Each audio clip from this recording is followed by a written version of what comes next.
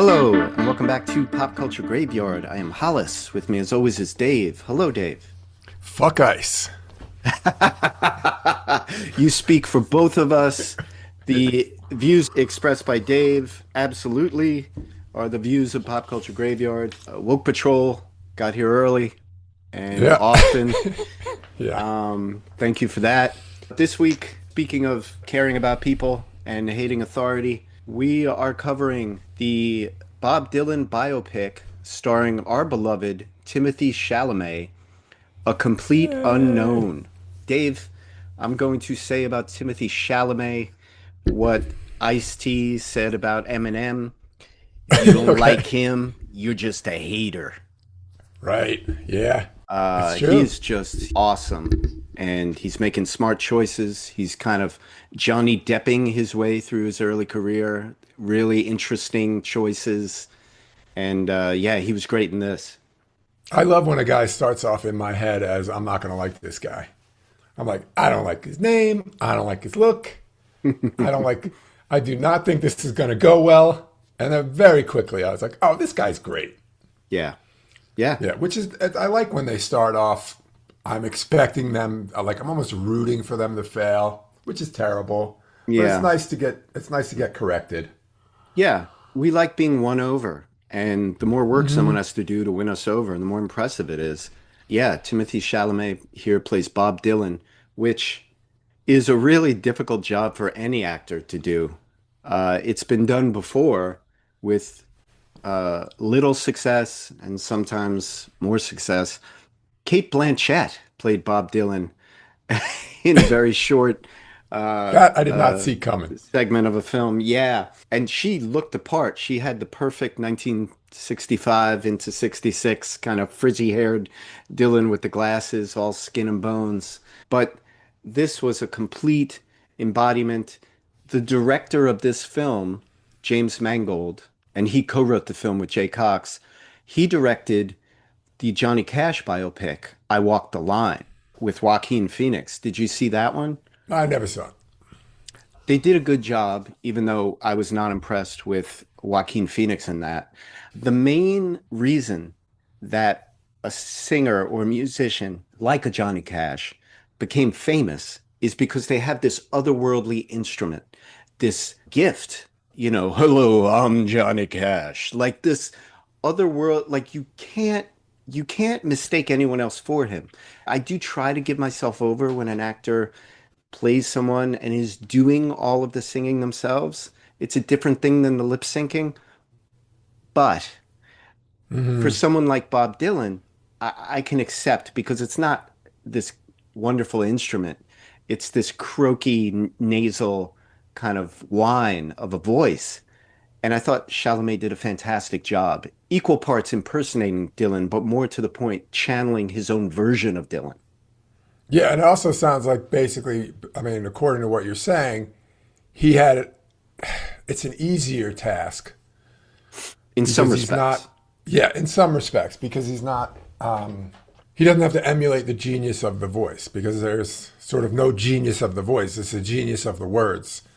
You're right. He doesn't have Yeah. to emulate the voice, but he does have to emulate the impact.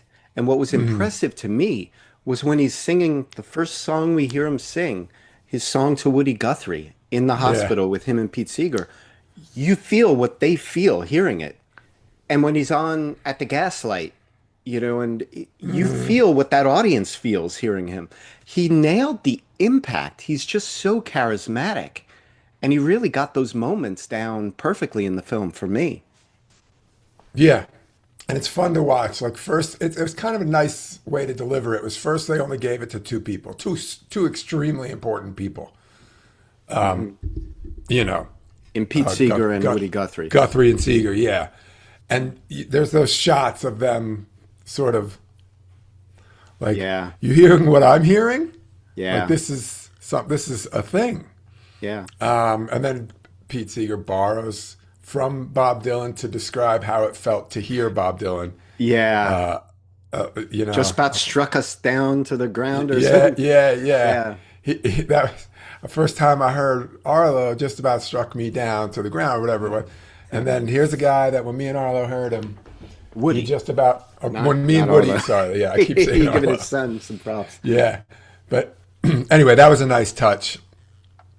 And Yeah, and then the next morning, because he crashes with Pete Seeger because he doesn't have a place to stay, he just is working on Girl from North Country.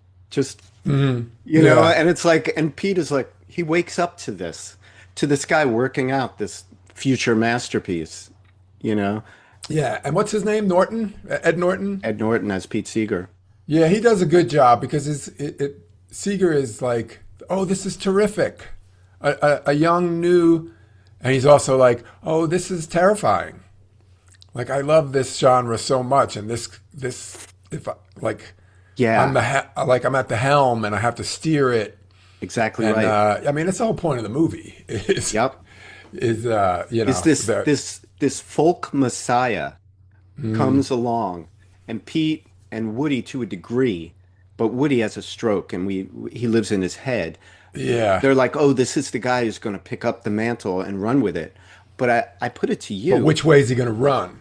exactly. He's going to keep he's this explosion in the folk scene, but they don't realize he's just going to keep exploding into different genres and move everything forward, not just folk music. But I put it to you, Pete sees him as the next coming and the guy who's going to carry the folk scene, as does Alan Lomax and all these other folk purists. I think had he not had a stroke, we would hear it. Woody Guthrie saw him for what he is. I think Woody had more probably of an impression that oh I see, this guy's the next step.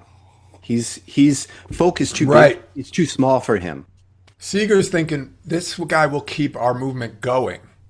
Guthrie's thinking it'll be interesting to see where this guy takes our movement. Yes. Like, whereas Seeger and the people around him, it's so funny too to watch them gatekeep and to act like tough guys and to be so masculine in this folk arena. They're like, not on my stage. That is No. supposedly all about inclusion and love and Yeah, brotherly yeah, understanding.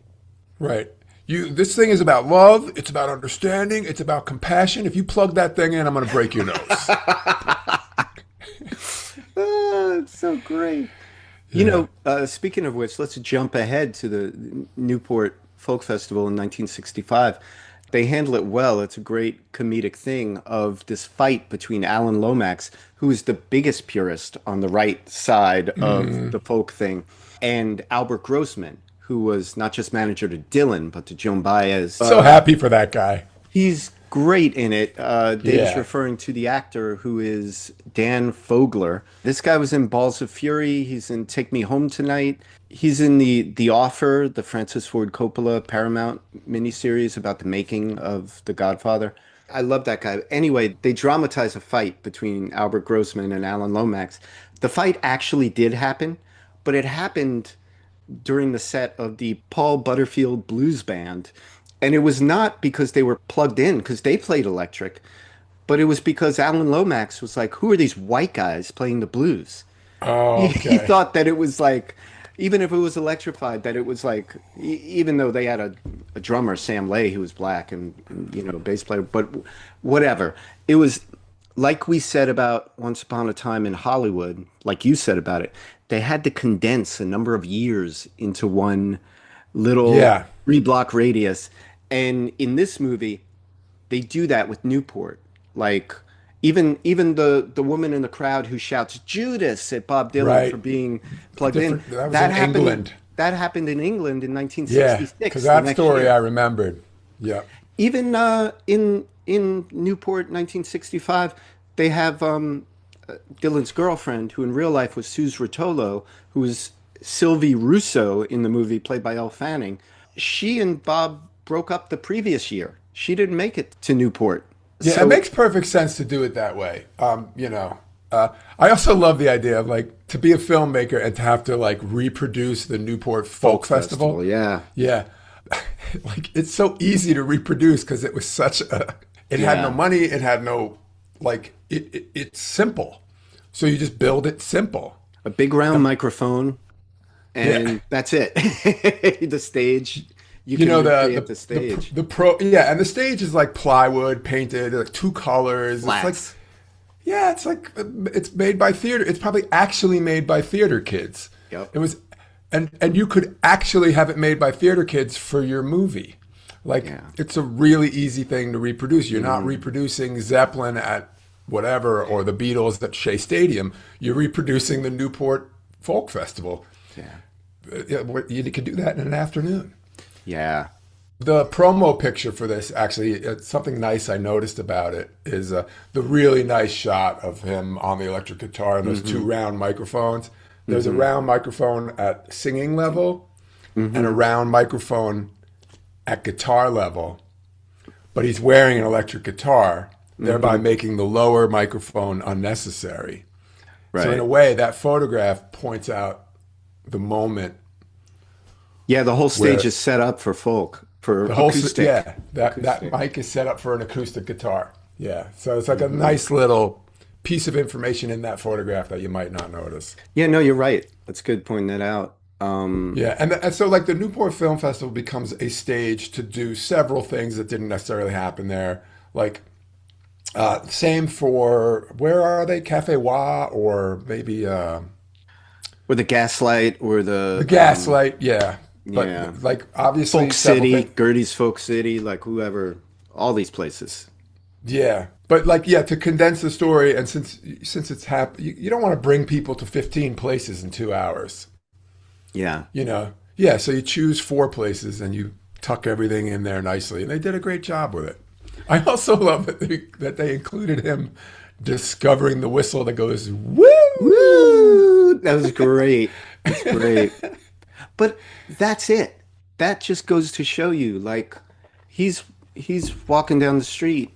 He stops at this thing that other people pass by, other people his age pass by.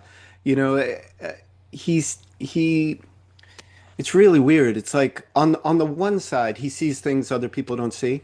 On the other side, he just stumbles into stuff because it's the way he is. He's he's both lucky and gifted. Absolutely. And he can play around. He can be playful because he's a genius. Yeah. I also attribute it partly to the time. He's born into a vacuum. The music, the Newport Folk Festival style of music has been around for a while. People are a little antsy. He's born into a moment where what else can you do is welcome, which probably couldn't happen 10 years before. But and I feel that way about a lot of things is that, like, the further back you go, the less stuff there is. So you can come up with stuff The less and it's stuff there new. is, and the more rules there are, the more Yeah. boundaries that you Yeah, have to yeah. push against. And Dave, he came along at the time when artists themselves were just starting to write their own stuff. And then who comes along? The ultimate singer-songwriter. Yeah. Like, it could have been anybody, it had to be him. They touched it so subtly too. Like there's a shot in the recording studio where the engineer says, "Wow, who wrote this song?" I'm glad you, yeah, it's true. It's like him. He's got better ones too, or whatever Albert Yeah, Grossman. yeah. But you can tell the engineer is like, "Oh, he's doing an original. We don't usually do Yep. that." That guy that you're referring to, little moments, Dave, for a music geek like me mean a lot. The guy you're calling an engineer was actually the producer, Tom Okay. Wilson, one of the first black producers in rock. He produced a ton of records I love. So many of my favorite artists, the Velvet Underground, the first two albums by them, the Nico album, uh, Zappa and the Mothers, their first couple of albums, jazz guys like Cecil Taylor and Eddie Harris, and of course Bob Dylan. He was this guy who worked for Columbia and for Verve, and I'm so easy to please because you give me that guy, and he only had like a minute of screen time combined on the other Yeah, side no, of that hardly glass. anything. But I'm But it just struck like, me. yes, good. Get that guy represented because he deserves it. He died young. He had a heart attack at like 47 or something.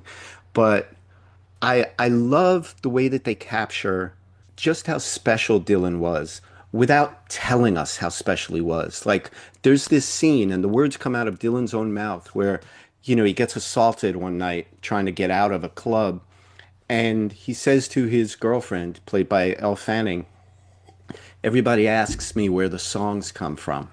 But when you watch their faces, they're not asking where the songs come from. They're asking why the songs didn't come to them. Yeah, And it's yeah. so true because people look at it as like, oh, this fucking guy, he has this antenna. Why don't I have that antenna? It just Right, right, comes right. to him. And it does come to him, but it doesn't. Like you see him rushing home once with like an idea in his head and he can't Yes, wait to get yes, to that his was great guitar. too, and It's subtle. Yep, elbow because grease. you can lose it on the way home. You I've can been lose that it. guy. I've been Yeah. that guy, and he didn't have an iPhone in his pocket to record it. Right. He had to run home, write it down, maybe write some tabs. Yeah. But also to put in another vein, like, yes, Michael Jordan was gifted. Kobe Bryant was gifted. They also spent 6 more hours in the gym than everyone else who wasn't gifted. Like, Yeah, they helped themselves to be better. yeah, Like, he wakes up, he grabs a cigarette and he grabs his guitar every morning. They show that. yeah. And I've run into situations where people will lean into the other side, where they lean into the, oh, I do have an antenna, to the point where there are people who say, I don't write any of what I write. It is all delivered to me. I dislike that position so much. Yeah. It's in the spiritual world, you see, people write entire books and say, I didn't write it. It was, Right. it was sent to me. Channeled Yeah, from channeled. somewhere else. Listen, it would be amazing if that was the case, but like, I hate to see someone write something good and then say it was channeled. Like, They're doing no, you themselves did a it. You did it, disservice. man. You did it. Fucking put your name on it. Own What are it. you doing? Yeah. Yeah. Yeah, And no, I it's think true. Dylan had a huge ego, fully took Massive. credit for what he was doing. Yep. That quote is a great example. He's like, they just want to have what I have. Yeah. It's funny because you're talking about how they're not telling us he's great; they're just showing us, and it's absolutely true. But they're also not showing us who Dylan is. Like we never find out. You find out almost nothing about Dylan's personality. You just know that he's weird. That's why it's the perfect title for this film, A Complete Unknown. The Yeah, line that he's they still took from unknown when it's Rolling over. Stone. Yeah, that bothered me a bit after the first time I saw it. And now I love it. Because how dare any biopic claim to be revealing the real person? Everything is a contrivance. And we talked about, how they kind of condense things. Let's talk for a second about the women in the film. You're in the And shot, sweetheart.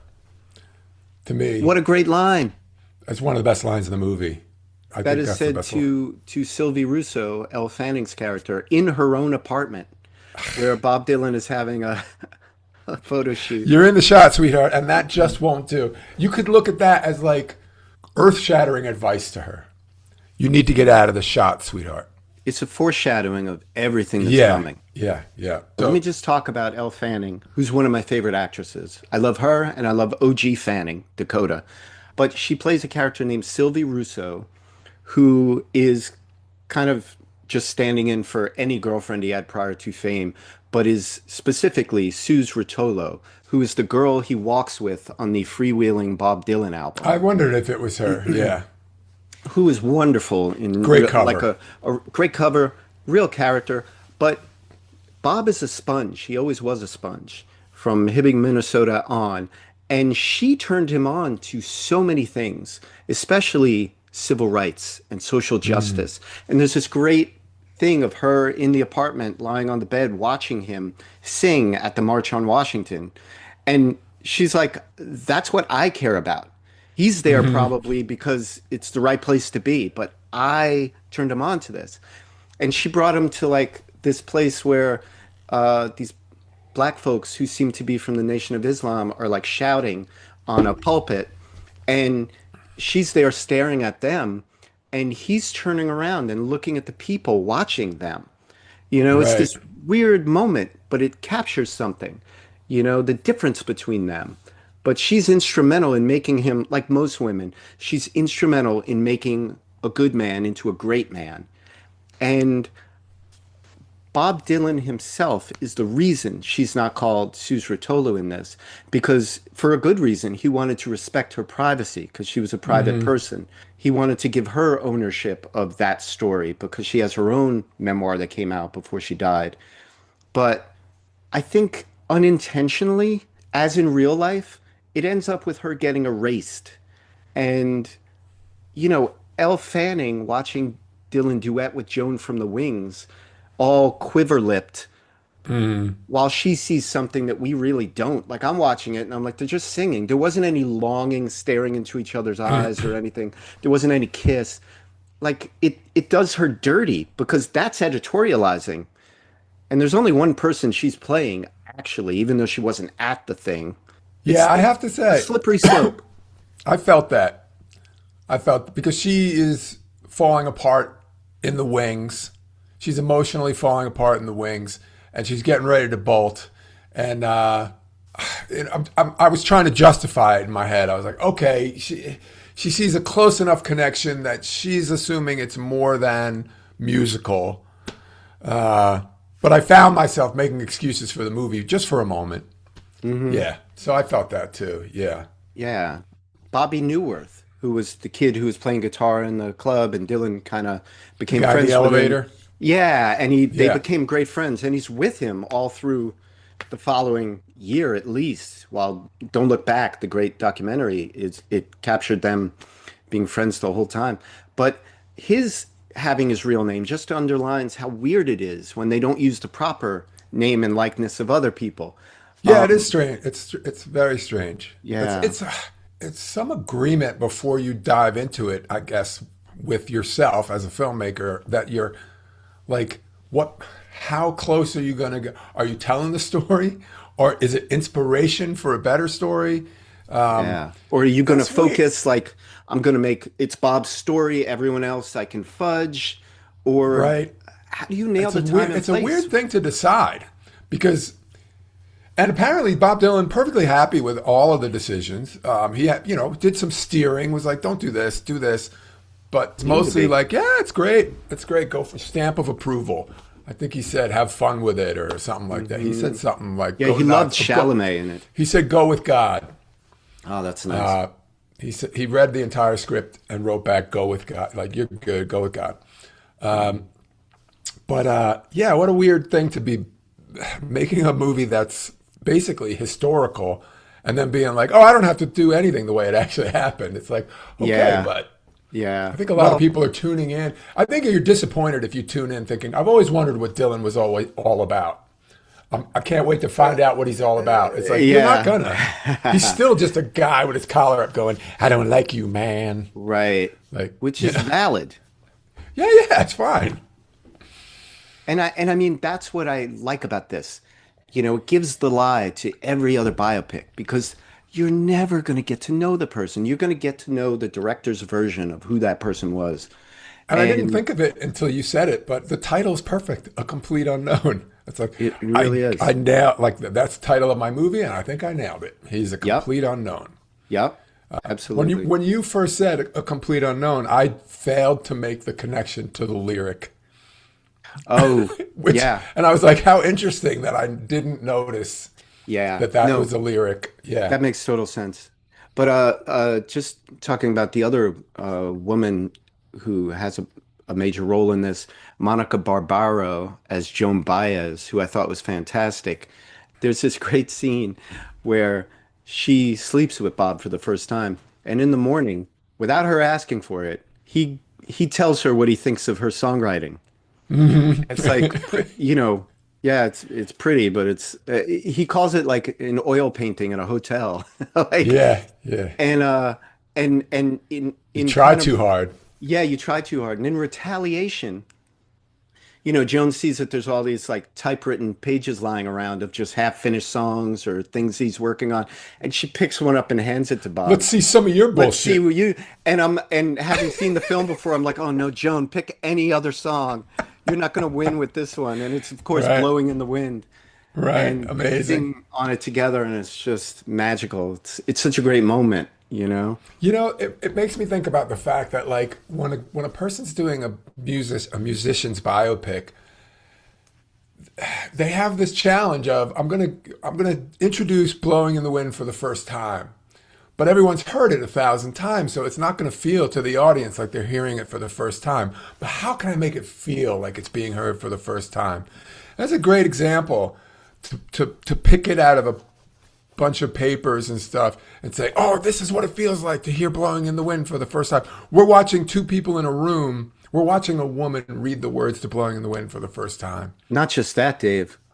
We're watching a fantastic songwriter herself read Right, the right, words right, and right, hear it right. presented and be blown away like, Recognized by the best. yes, Yeah, you're right. yes. It's a really yeah. So it's a beautiful scene. It gets the job done.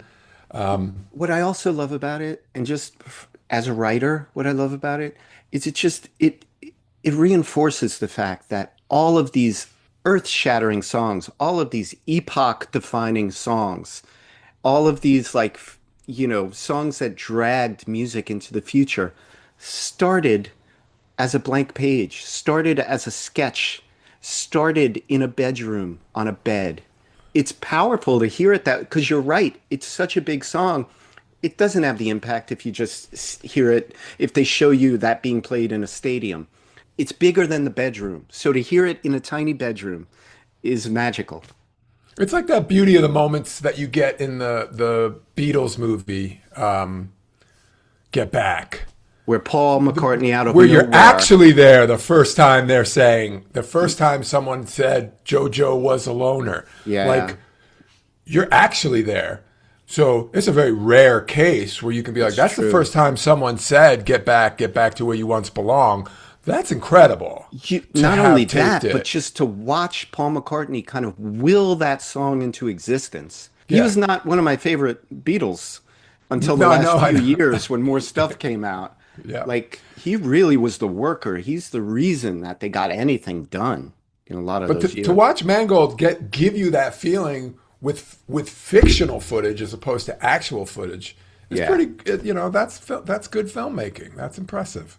it's true. It's true. But so Joan Baez is just, she's handled really well. But at the end of the film, it's funny. After Newport 65, the concert, he like drives away on his Triumph motorcycle and it's kind of like, I'll see you, Joan.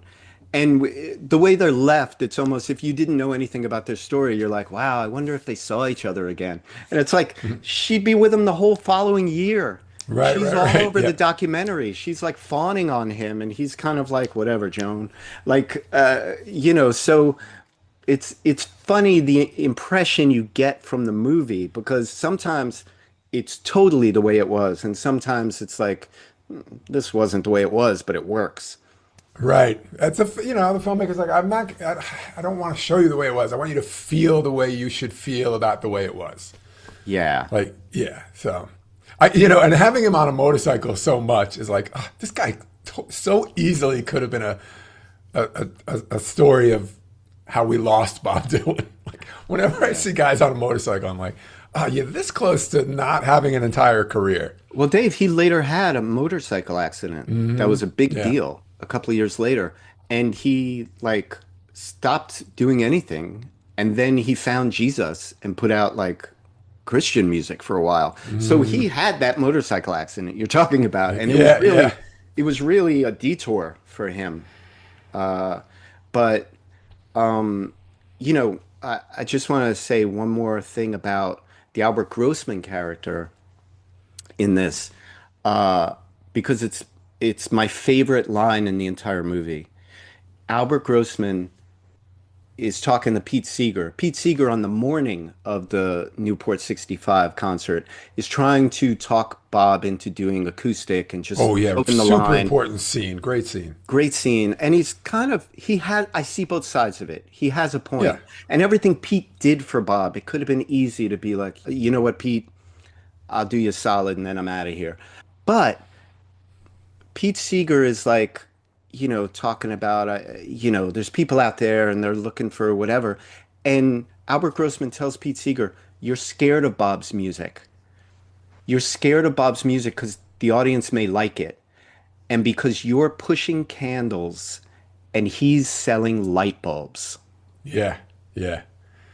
That's That when they were like, this Grossman guy, he's not like, ha, ha, ha, I'm making money off of Bob Dylan. Ha, ha, ha. he Like was, but he also does smoke a cigarette in a holder, and he is making money.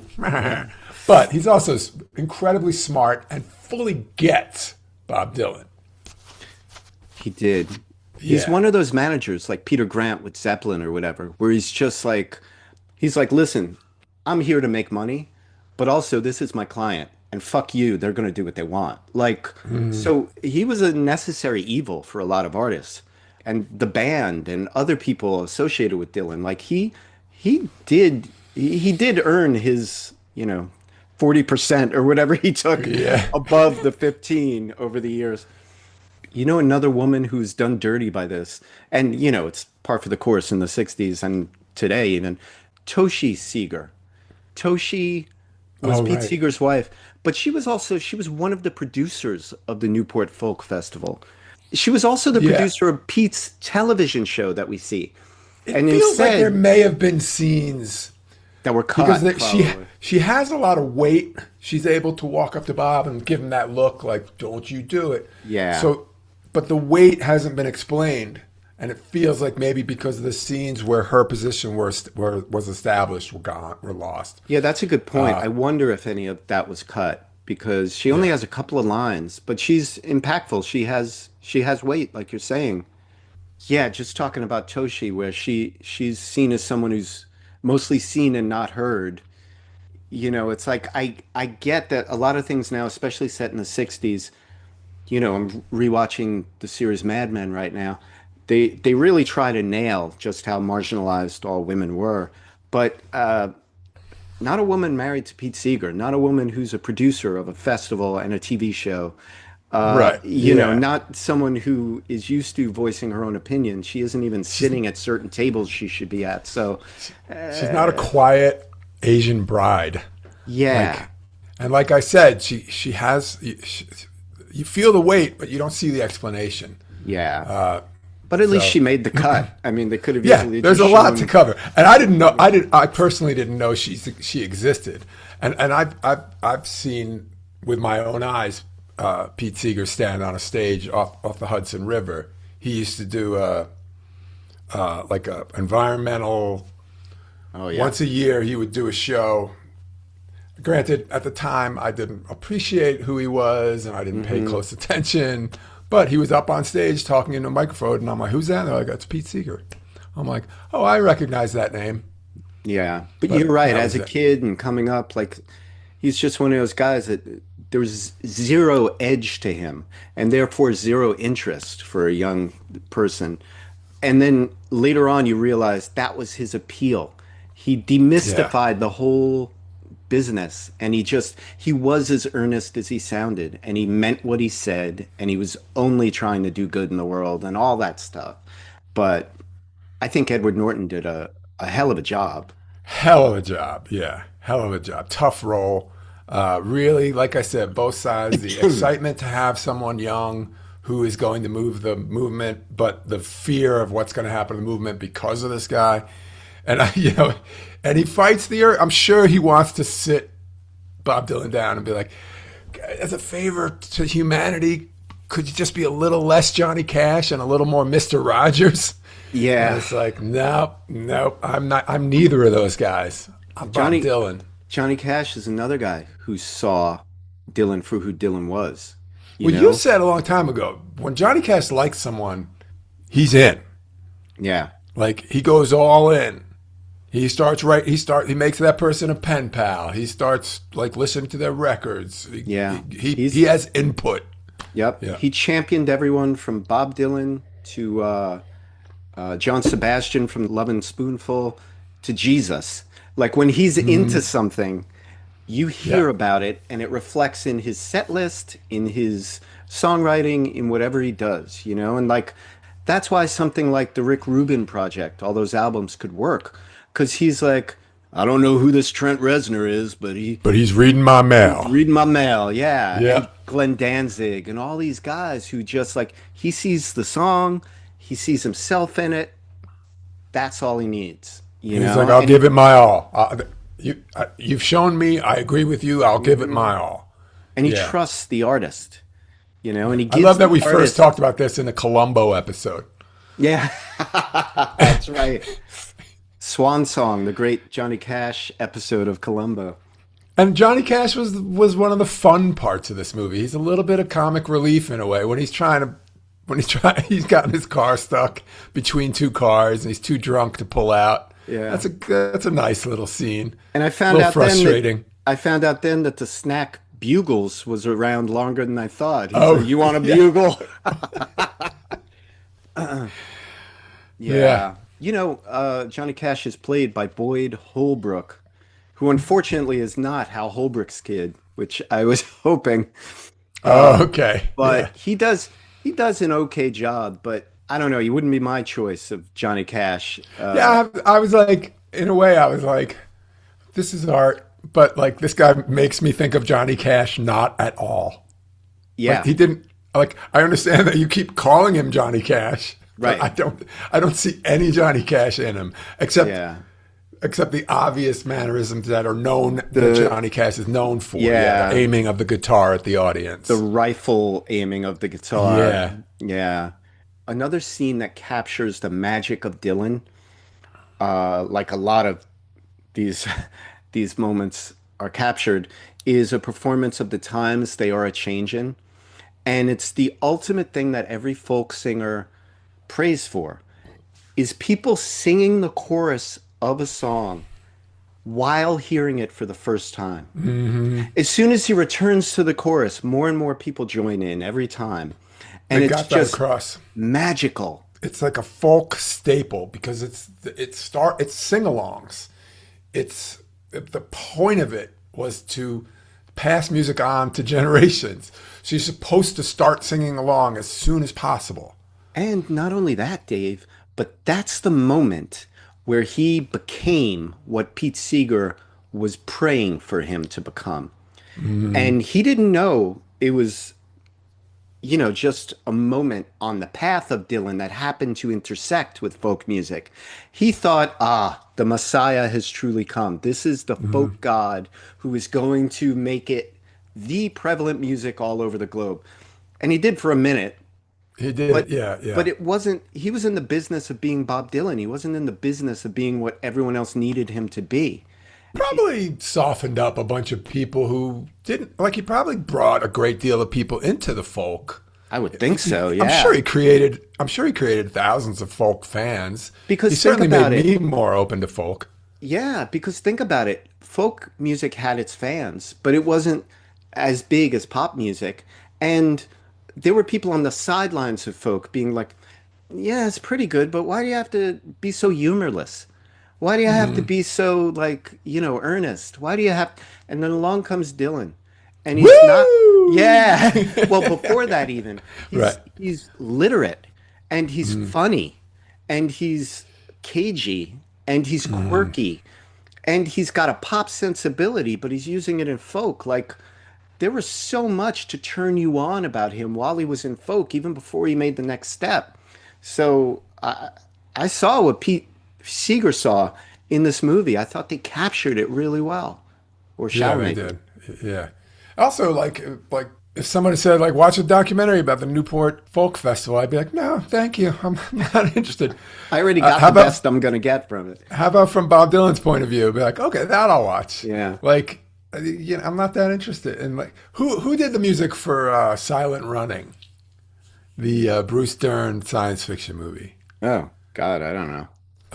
I know some reggae artists did the music for Cool Oh yeah, the Runnings. entire soundtrack is Joan Baez. Oh wow, fun. Yeah, yeah. And that's what year? I don't know. 1972. So that's she gets she gets to do the music for a major science fiction film Yeah, that's cool. at the time, which is like a kind of.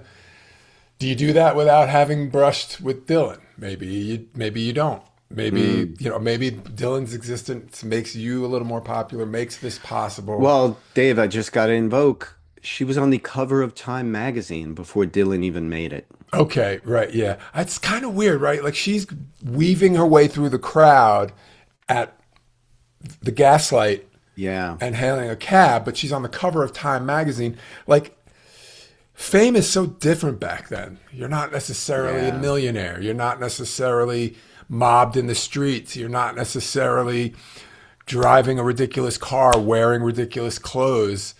The, I mean, the times they are changing. Someone should write a song about it. Yeah, You know, but it's a very y- different time to be a you're right. huge star. You're right. But also, and I have to bring sexual politics into this. No woman back then is going to become as big as a man does. And like Yeah, absolutely true. the amount of time that she goes from being the next big thing, who's on the cover of Time magazine, to being Bob Dylan's girlfriend is amazingly short. You know, and Yeah, she had great songs with Dylan and she had great songs after Dylan. She had Diamonds and Rust is a song all about their relationship that was great.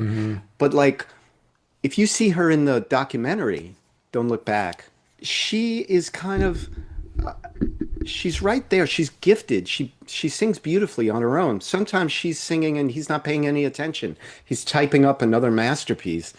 But you get the impression, because we don't know, he's a complete unknown. You get the impression he doesn't give her what she deserves. He doesn't acknowledge she is who she is. She doesn't feel seen, you don't feel, while she's with him. And that's kind I of captured here. I could even do him dirty and add thoughts that he's having that he's not necessarily having, but I could claim that he is looking at her and saying, "Wow, if a woman could get this going, imagine what a man could do." Yeah. And how can I use what she's got?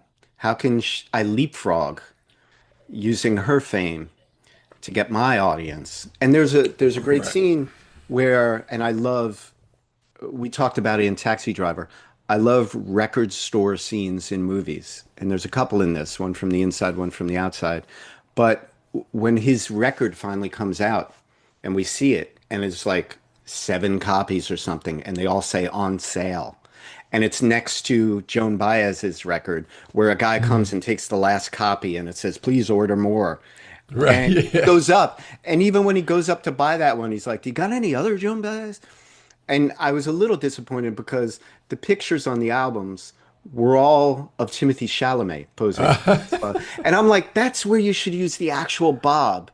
Because even when they showed the Hibbing, Minnesota scrapbook that's his in the apartment with Elle Fanning, it had a picture of the real Bob Young in it. Yeah, And yeah, I was yeah. like, I like when they do that, like with the real Sharon Tate on the screen.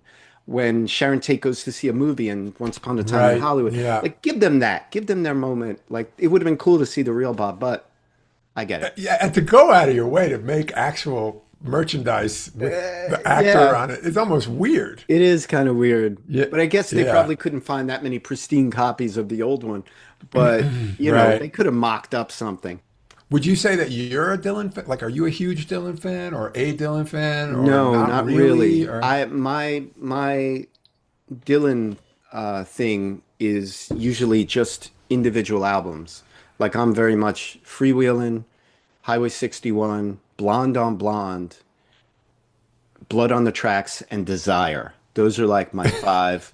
I know. it's so hard to tell if you're a fan of something or not because you're like, I dislike them immensely. Starting in '62 when they released this, and this, the third song was apocryphal. Then when they switched lead singers in '74, that's when I liked them even less.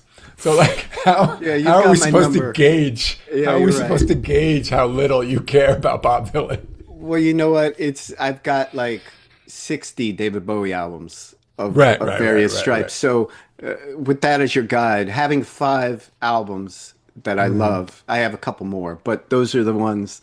But he's one of those guys that I just kind of feel like he hit the target with me on certain albums, and I don't need a lot before or after them.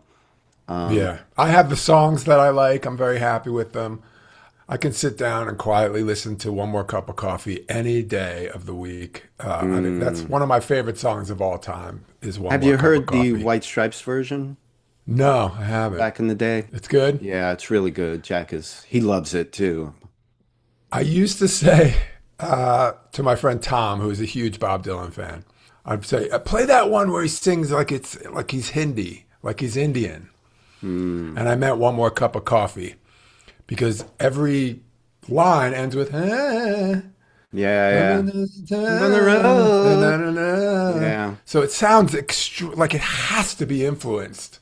That's something about Dylan that obviously, because of where this biopic ended, we weren't going to get, which is that he had this approach that changed constantly. Like, if you hear The Times They Are a Changing and you hear the song Lay Lady Lay, they sound like completely different artists.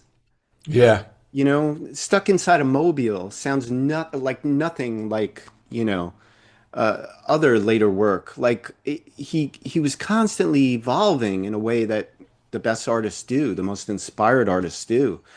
But this He this is must very much early Dylan alone. he must not have sucked at it because here he is. What a rave, Dave.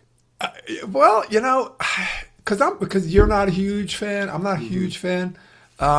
I get the people who are like, I can't listen to that guy's voice. Why is he famous? I'm like, I get it. I get it. It sounds weird. Yep. Well, I don't. That's what I hate about later Dylan. It's just the kind of like I don't give a fuck about the audience at all. You know, I'm gonna mumble and get my money. You know. Yeah, when I saw him, I've told this story, but it was raining. It was outside. We were sitting on the grass. It was kind of appropriate. He wore a hooded sweatshirt to keep the rain off of him. You could barely see him. He mumbled through a bunch of stuff. He played an exact amount of time he was like to fulfill his contract. Right. And I was really like, in a way, for me, it was like I am checking something off a list. Like I'm seeing Bob Dylan. Yeah. Um, You've seen so the it only was the only musician to win the Nobel Prize for literature. crazy. But yeah, I'm guessing a lot of people who knew Dylan barely knew Dylan. Like I'm sure the guy's like he just strikes me as such a combination of a puzzle, like an enigma, but also like enough of a dick that it's like I'm not even going to stick around and try to figure you out. I like that they don't pull back from him being a jerk when he I wants like to that he be or read when it he and is. was like, I come across as a jerk. Good job, Yeah, because I kind of yeah. am. You You know. know, what sums that up is there's another great line where Sylvie, his girlfriend, equates Bob to the plate spinning guy on the Ed Sullivan Show. And he Ah, goes, yeah, "Ah, great line. I kind of like that guy." And she goes, "I'm sure it's fun to be the guy, Bob, but I was a plate." Yeah, nice. It's just beautiful the way it handles it, you know? So you get a sense of who he is, but you don't get who he is. You know, it's a great tease, this movie. You know, it's like you get why he became famous. You see what everyone around him saw, But it's but not a glimpse inside the mind of Bob Dylan. no, Not no, even remotely. It's nope. not a glimpse inside the mind of Bob Dylan. The movie's on the outside as well. But, there's some human things that I recognize, like being in a hotel, knocking on doors, because Hmm. the girl you want to spend the night with is behind one of those doors, but you're not sure which one Yeah, when he at goes the to see Chelsea Joan at the Hotel. Chelsea. Yeah. I've stayed at the Chelsea a few times. Yeah. Uh, it's an interesting place, but like that's something I recognize as just like a young like male to be knocking Yeah. on doors, risking someone coming out and yelling at you. The chances of you finding the actual person, you don't know if you're on the right floor. You have a vague idea, but you're really driven, Yeah. and you get there. Like that was a very human moment. I thought that's when I was like, oh, okay, Bob Dylan's a little like me. Well, he's driven in every way you can be driven, you know? And there's a great thing about him where let's not forget, he's not Bob Dylan. He's Bobby Zimmerman, Yeah. you know? And he's reinvented himself at a time before punk music, before, people in Hollywood changed their names to make them less Jewish, less ethnic, less whatever.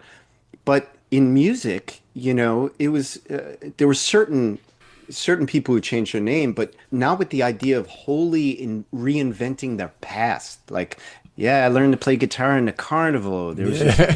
singing Like, cowboy named Wigglefoot. He taught me a lot of funny chords. It's like, holy shit, and his girlfriend doesn't buy it. And like his girlfriend's sister like makes fun of him and stuff. And you can see why he was destined to move beyond that. When you create the person you want to be, you don't want to be around anybody who knew the old you or right. who There's saw that. behind the Or curtain. is hip to the old you. Yeah. Yeah. Yeah. That's a really good point. So Yeah. if reinvention was his game and he wrote a song like a Rolling Stone, how are Yeah. you ever going to stick with this guy? How is anything ever going to be long term? How are you ever He going was to honest be? about it in the kitchen. He's like, we all pretend who we are. Relax. Like, Yeah. you And know. even they're debating, they're at a Chinese restaurant after they see the great movie Now Voyager with Betty Davis and Paul Henreid, I think. She's like, yeah, and then she went to find herself. And he's like, what are you talking about? Find yourself. He's like, she turned herself into who she wanted to be. You're not Mm, finding yourself. And I was like, little things like that tease at us getting motivations from Dylan without getting to know mm. him. And they're little pieces of the puzzle, but they're never put together in the movie. And I respect that.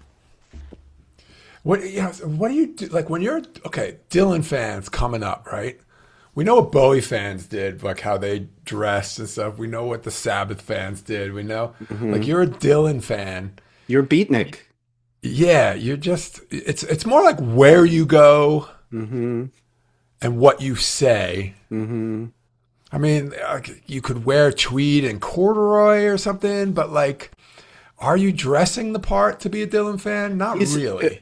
early on kind of he was dressing like his heroes, the Jack Kerouac crowd and Neil Cassidy. Right. He was very much a beatnik, and he was the first kind of like beatnik into hippie guy where all his fans just made that journey, but they were always behind him. You look at Freewheeling. That's the one with the hug and the smiles. You're Well, like, it's who's her the hugging cost? him, Right, right. Her like him hugging it just with very his much. Yeah. I think hands in his his hands like pockets. yeah, but like I could look at that and say, who's the costume designer on this photo shoot? Because this is very like this is great. I've been thinking a lot about what stars wear and how it affects their fans. The reason I've been thinking about it is because I love that in a position to say, I'm going to affect hundreds of thousands, millions of kids, they're going to wear stuff based on me. I love that Billie Eilish was like, we're going to wear sweats and Baggy giant sweats. sweatshirts and Uggs, and we're just going to be super comfortable. Like, one of the greatest favors a rock star, a music star, a pop star ever did for their fans was Billie Eilish being like, Mm. we're going to wear giant sweatshirts and we're going to be comfortable all the time. Like other Affordable, guys are easy like, to copy, yeah, yeah. and You can demystifies go, the whole thing. you can do it expensive. You could do it expensive over at Anthropology. You could do it Yeah. cheap over at Kmart, but you can do it. There's no makeup. There's no platform boots. There's no like, It's also a message that if you want to wear whatever the fuck you woke up in, that's cool. It's not, yeah. you don't even have to get this outfit. I'm showing you that the outfit is not something I'm you need to worry extremely about. impressed by Billie Eilish's choice to dress like that. I really am. Mhm.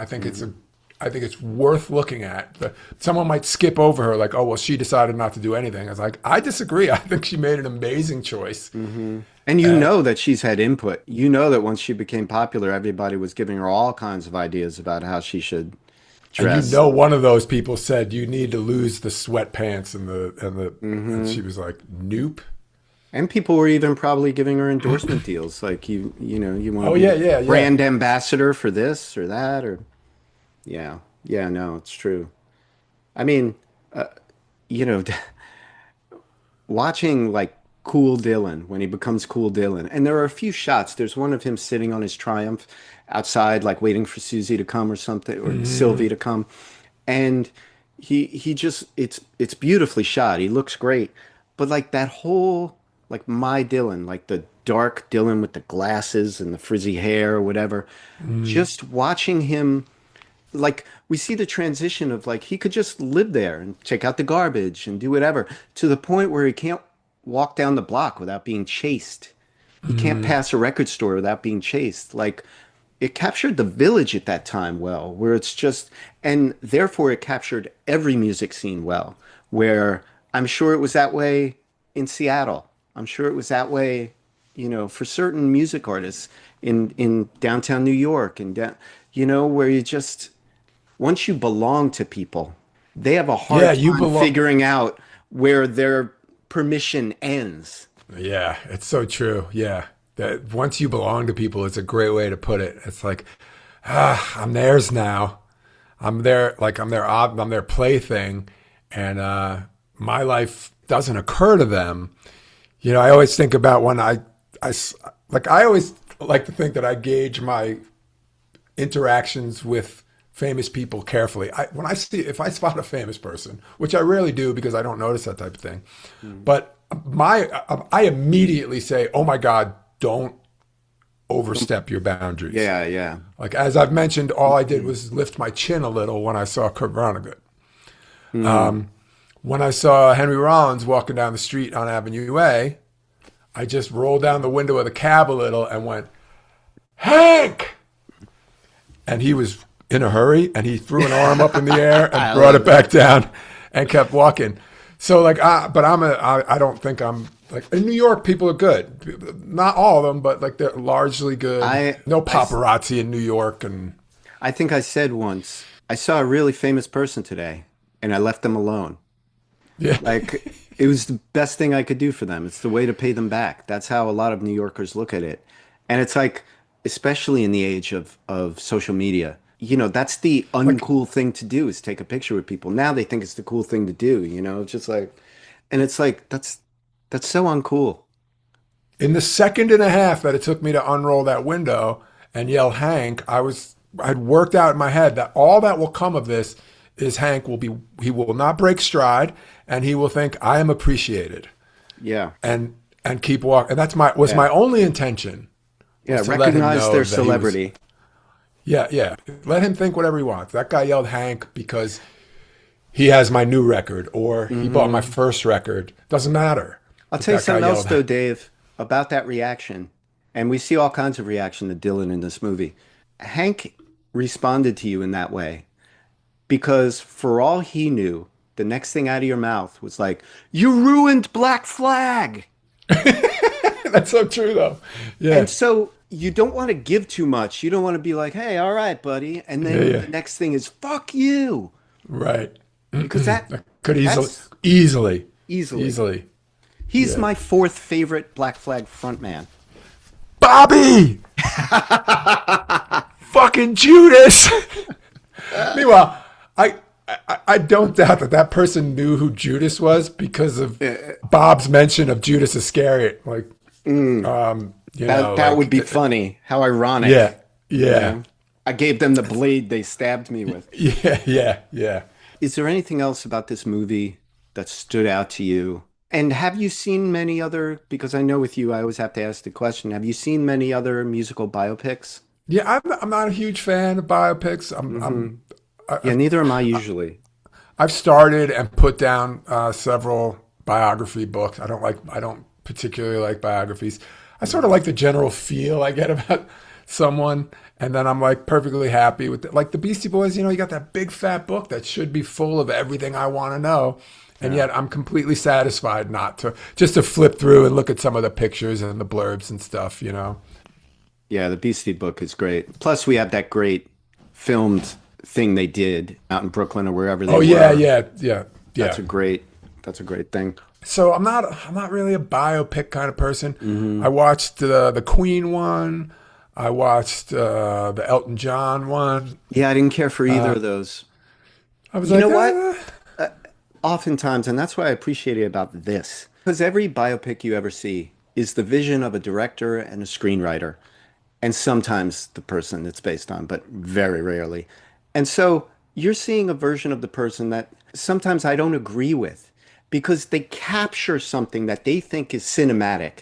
Like to me, Elton John and Freddie Mercury, their being gay to me was the not least huge, not interesting yet. part of their story. Exactly. They Totally happen agree. to be. Are you gonna do a thing about Bob and then do a deep dive on how heterosexual he was. Like, Yeah. what are you doing? It discounts them as artists. It's so reductive. A female isn't defined by being a lesbian. To A to the point trans person where isn't defined by being trans. It's like it's part of their identity. when you're thinking of those two movies, the Elton movie and the Freddie Mercury movie, you sometimes forget what, like, I Yeah. can't remember which parents are reacting to the gayness, like You could swap which ones scenes are in those dealing with their movies. gayness. Yeah, exactly. Yeah. Yeah. You know, a scene I loved was the opening. Bob Dylan comes to New York. He apparently hitched a ride from New Jersey.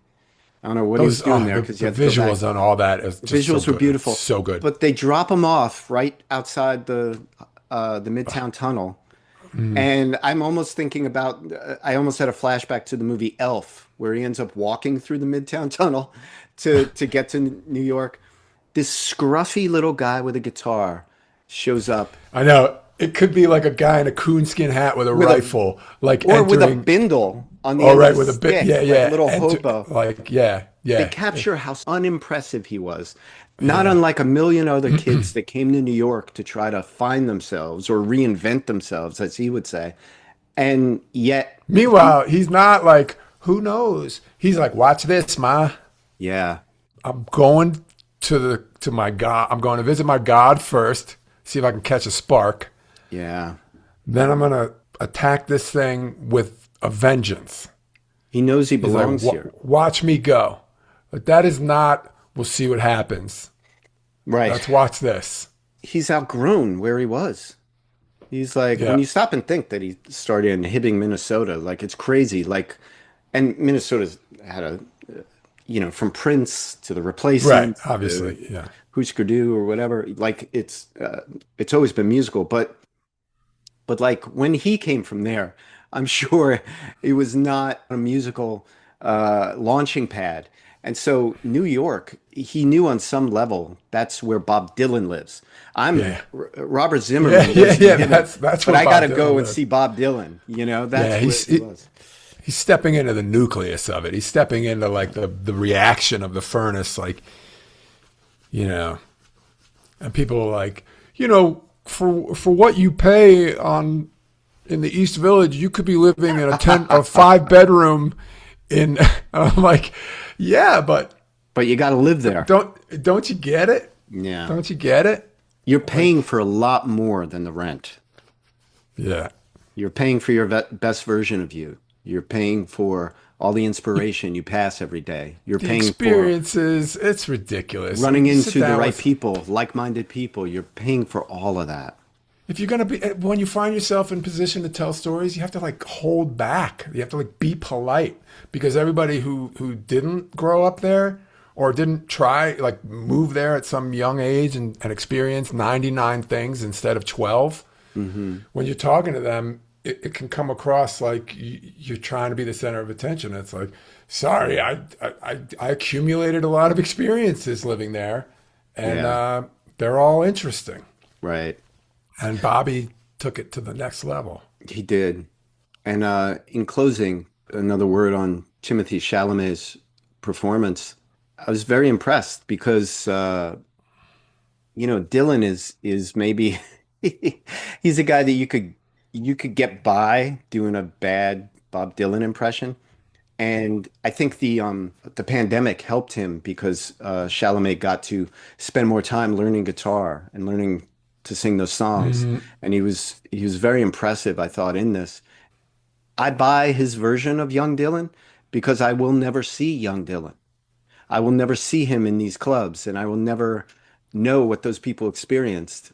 My knowledge of young Dylan is like maybe 4 photographs that I'm familiar with. For you, it's probably 25 photographs, Yeah. but that's it. And the first time I saw young Dylan open his mouth and act like a human being was when Timothy Chalamet did it. For you, it was the Don't Look Back. Yeah, But documentary. but yeah, so it's nice. There's a bit of a blank slate there that will never be a thing anymore because everything's recorded now.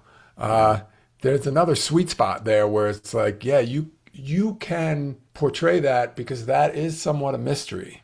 Now there's footage of you even if you're not famous. Like Yeah, it's true. Yeah, You can't work out the kinks in the dark anymore, yeah, you know. and it takes an effort to be. Used to be just be quiet. Boom, you're mysterious. Yeah. Now Yeah. it's like, how can I be mysterious? How can I be There's no like mystery what? anymore, and that's why Yeah, there's it's no tough. cool anymore. It's a tough Yeah. thing. Yeah, It's a I don't tough know how thing. people are going to work around it. They'll figure it out. Yeah.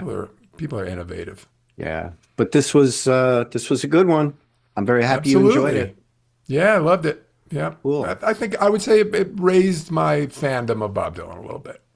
That's all any biopic can hope for. So, Yeah, I think so. cool. Thanks for joining us, everybody. See you next time. Hollis and Dave would like to thank you for enjoying Pop Culture Graveyard. Great work, Dave. Thank you. Oh, confetti! What the hell is that? You've got the no, mojo. I just threw a Nixon. Oh, Like I what? love it. That's Mojo. awesome.